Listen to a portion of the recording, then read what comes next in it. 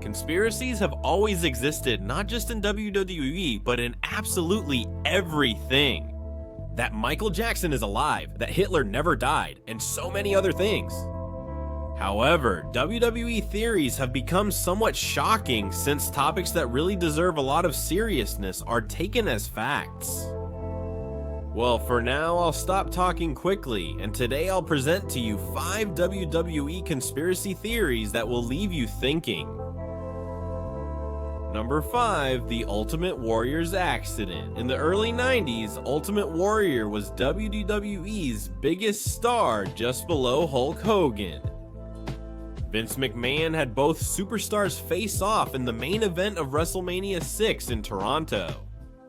His wife remembers how excited he was when Warrior found out he would defeat Hogan, and how for weeks he was nervous every day waiting for that day.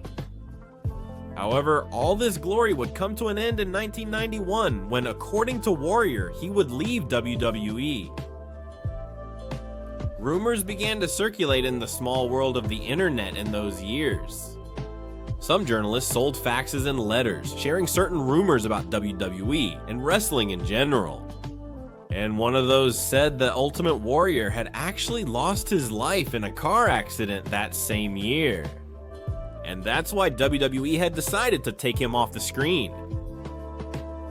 According to this theory, WWE was seeking a secret replacement for Warrior. When the wrestler returned to the company in 1992, he was different. He was reportedly portrayed by Kerry Von Erich. The rumors grew even more when Vince McMahon claimed that he had fired Warrior in 1991. And others remembered that Warrior had said he decided to leave the company. People noticed inconsistencies in both their stories. But well, this is just a theory, and for many, the real Warrior, the true one, passed away in 2014.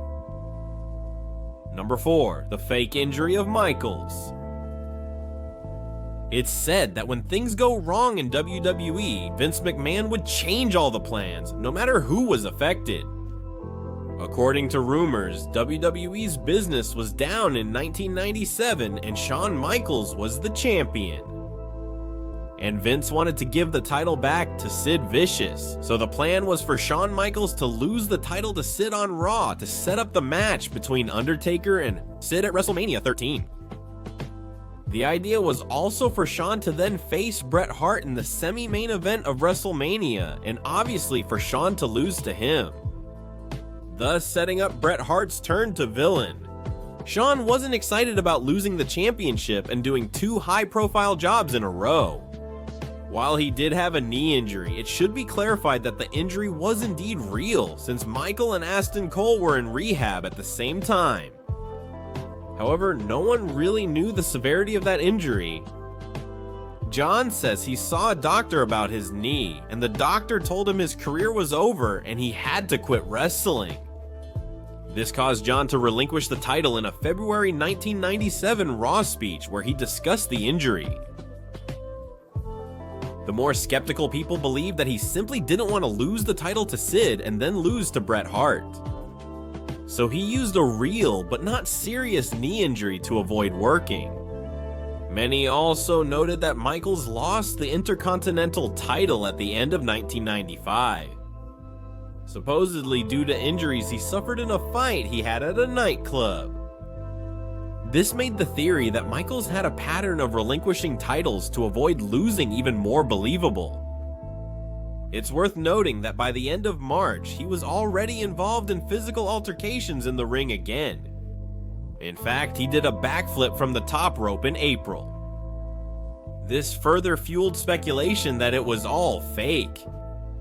According to Michaels, he then went to see a different doctor who specialized in sports fitness, who told him that he had seen similar injuries in athletes and that they could be rehabilitated without surgery. That's why he could return to wrestling so easily. I don't know what else to say, you decide. Number 3, Eddie Guerrero is alive. Wow, you know, among all the things I used to read as a kid in the internet cafes in my city, I remember this theory perfectly, a theory that really blew my mind. I was about 10 and Eddie had died less than a year earlier. And reading that he was alive and that it was all a lie was something that really impacted me. WWE and Lucha Libre forums were filled with rumors and evidence suggesting Eddie was still alive, when WWE really wanted us to believe that he had. On November 13, 2005, WWE superstar Eddie Guerrero left this world. But some fans claimed that Eddie was still alive and that it was Vince McMahon's idea for Eddie to fake his death and come back. A few years later, the comeback was supposedly canceled and Eddie remains in hiding to this day, obviously with a different identity. These are the different points that have been raised over the years on Kenny Casanova's forum to support this rumor. I'll read this in the first person to make it easier to understand. The funeral was private, attended by only a few dozen family and friends. All the people on the list are directly related to the wrestling industry. The funeral itself was officiated by superstar Billy Graham, another wrestler and someone who is not believed to have been particularly close friends with Guerrero. Secondly, the tribute merchandise was on sale on the WWE website the very next day, something that usually takes a week or more when wrestlers pass away unexpectedly. Thirdly, and perhaps one of the most reasonable, is that Eddie Guerrero was mentioned in storylines on television for months after his supposed death. When other stars pass away, it's usually an isolated case, and if they're mentioned, it's always with respect. Recall that even Randy Orton said Eddie was in hell. How was WWE able to get his wife Vicky and other family members to accept such insulting and disrespectful storylines so soon? Unless the family knew that Eddie was actually alive. Fourth, there's a famous incident where Eddie faked a heart attack in the ring. Some believe this was the originally planned fake death. But Eddie didn't make it look convincing enough, so WWE wanted to do it again months later. The theory also says that Eddie Guerrero's book and digital versatile disc released before he passed away were called Cheating Death, Stealing Life, the Eddie Guerrero Story. After even fooling the mainstream media, it would have been very controversial, but it would have made headlines worldwide. However, after the Benoit tragedy happened, it's said that WWE completely abandoned this plan. Eddie Guerrero was even given a new identity and made to live far from the United States. Wow, this really made me think a lot when I was a kid. I don't know if now I'd like to know if it made you think too. Number 2, both of them, Kane. Another big rumor on the internet was that Kane, the masked one, wasn't the same as Kane, that we would later see without the mask. Many fans tried to look for differences in his height, his body, and even in his movements. But you know what? In the end, this was completely ruled out. When, in an exclusive program on W Network, we would see never-before-seen backstage footage. And Kane would appear without a mask, confirming to us that the masked Kane was exactly the same person. When did he stop wearing it? Number 1, Benoit. He is not guilty. The Benoit family tragedy still casts a shadow over wrestling, especially WWE.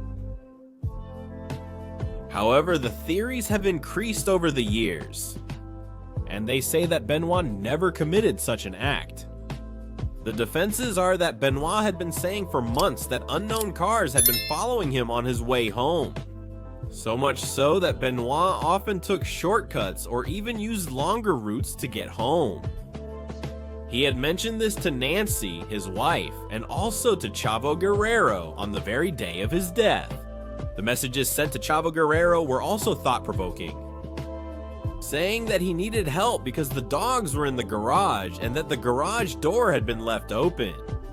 It made us think that someone else was with them in that house that night. Calling Chavo, saying he heard noise in his pool and backyard. They make us believe that someone had bad intentions that night toward the Benoit family. However, it's something that will forever remain just another theory in this horrifying case.